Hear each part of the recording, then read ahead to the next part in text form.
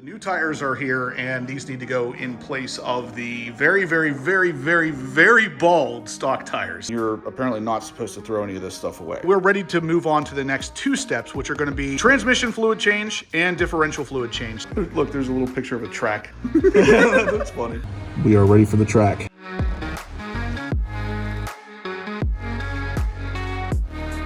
What's up, everybody? Welcome back to the channel. Welcome back to the vlog. Thanks for pressing play.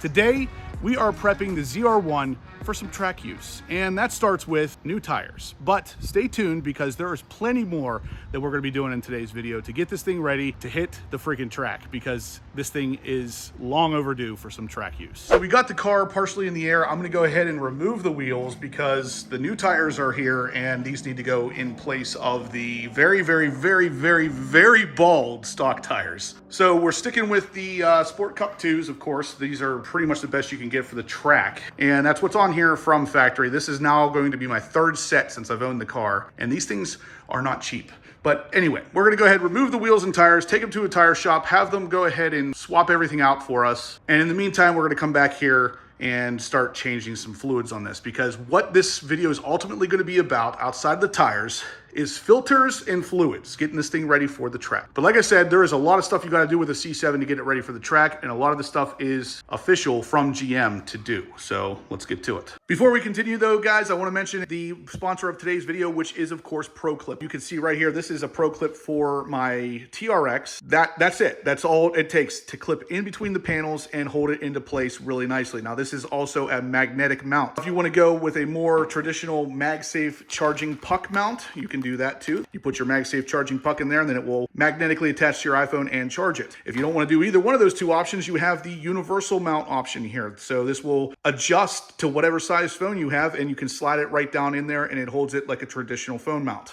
Now, right beside that is actually the arm, the entire mount arm for the C8 Corvette. This is the part that the mount there would bolt right onto. So kind of give you a good idea of the fact that this is a two-part mounting system, and you can have it in pretty much any flavor you want. Use the code HPO10 and click the link in the description down below to make sure you save your 10% just for being a horsepower-obsessed fan. And just like that, guys, the wheels and tires are off. They are down at the shop getting mounted, balanced, road force balanced this time, because I had a little bit of an issue with a vibration at certain speeds. But either way, we're ready to move on to the next two steps, which are going to be transmission fluid change and differential fluid change. So that's where we come over here. This is all AC Delco, all OEM stuff, because yeah, I want to keep my warranty in place. Now, your mileage may vary. If you don't have warranty and you don't care about that kind of thing, you can use whatever you want. But in my case, this is the fluid we're using. We're going to be changing the differential fluid. Again, this will be my second time in 10,000 miles, but I do plan on putting this car on the track, and I want it to be as fresh as possible. So here's what we're using. There's the part number if you're interested. You'll need 3 quarts to get it done. The differential will take about 2.6, 2.8, so you should be good with 3. Behind that, we have the manual transmission fluid. You guys know my ZR1 is a manual. There's the part number. Again, all OEM fluid. That is going to replace, obviously, the manual transmission. So we're going to be doing both of those things while we're under there, as well as a couple other things. Like I said, some of this stuff GM wants you to do before track use. We're going to be installing some different parts on the ZR1 as well. One other thing I want to mention, guys, is the pump. So this is going to obviously screw right onto the top of the differential fluid cases here. So you can screw that on and just pump the fluid into the car. This is like $8, I think, on Amazon.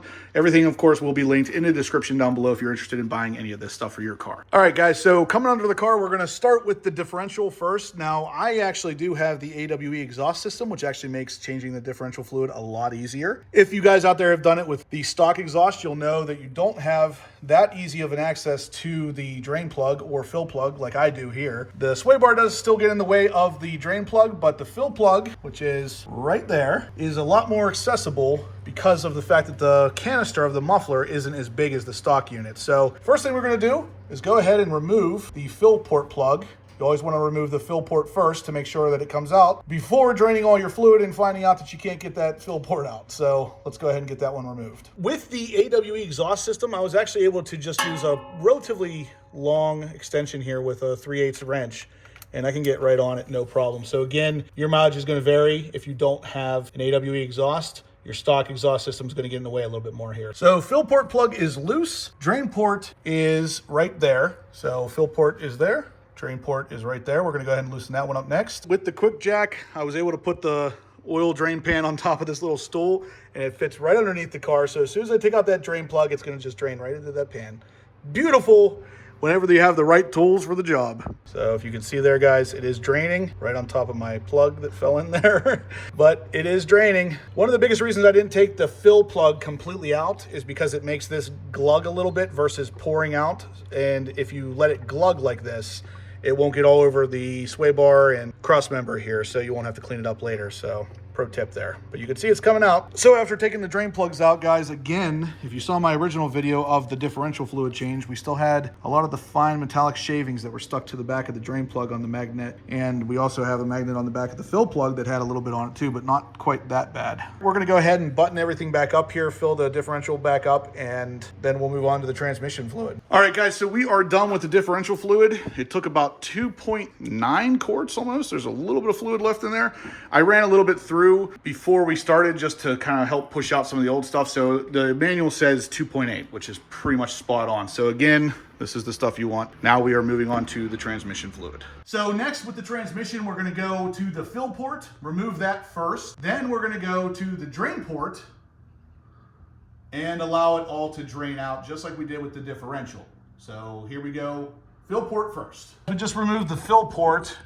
If you can't tell, there's fluid leaking out of the fill port, which means this was slightly overfilled from factory, which is better than underfilled, I guess. So we are in the middle of putting the transmission fluid in. You can see this is the pump we have. So again, all of it will be linked on Amazon. We're about a quart in. Looks like it's going to take a little over 3 quarts, but once this is done, we're going to tidy this up and then we're going to move on to the actual GM recommended changes for the track on the ZR1 or even on some of the other C7s. You got to add brake duct coolers and some other things. So the transmission is now full of fluid, new clean fluid, still waiting on getting the tires put on. But in the meantime, we're gonna go ahead and start into this. Now this, from what I understand, is a ZR1 specific part, but that's the part number. You can see it says race/track prep only.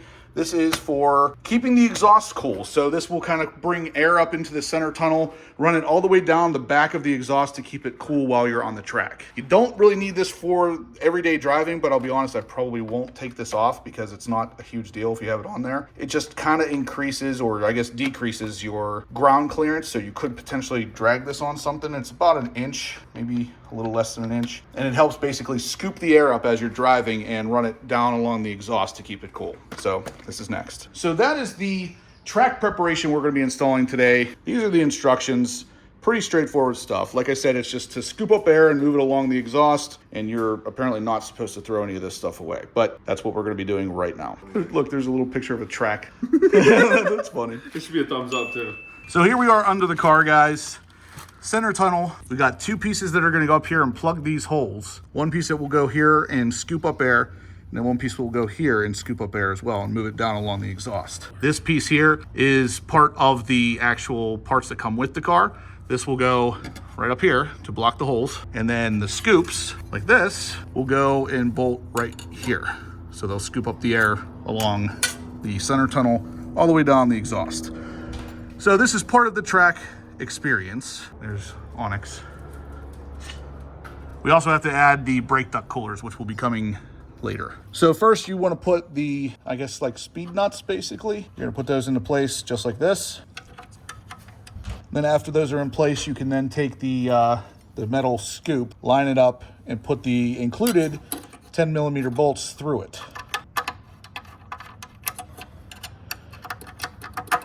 And here's the finished image of one of them. Now we're gonna do this one here, and then the 2 plates up in the front to block that off, so all the heat will be basically transported along the center and out the back. Moving on to the front ones, we got this one and this one in place. This is not super hard, guys, but I do want to document this because there isn't a lot of documentation out there showing exactly how to get these cars ready for track, and especially the ZR1, and this is the way to do it. So you want to make sure these are in place, obviously, and then those two block off plates are in place up there. Now this stuff does come with the car when you buy it new. This is not something I had to purchase separately, along with the brake duct coolers that will go in the front, or the brake cooler ducts, I guess is probably the better way to say it. Those will literally just attach to the front. They're plastic and they're just there to direct airflow to these large calipers and rotors. Other than that, we're pretty much ready to go. I do need to change the air filter, the clutch fluid, and the brake fluid, which will probably be coming in a different video, so stay tuned for that. But this is going to be kind of a track preparation series of videos. And just like that,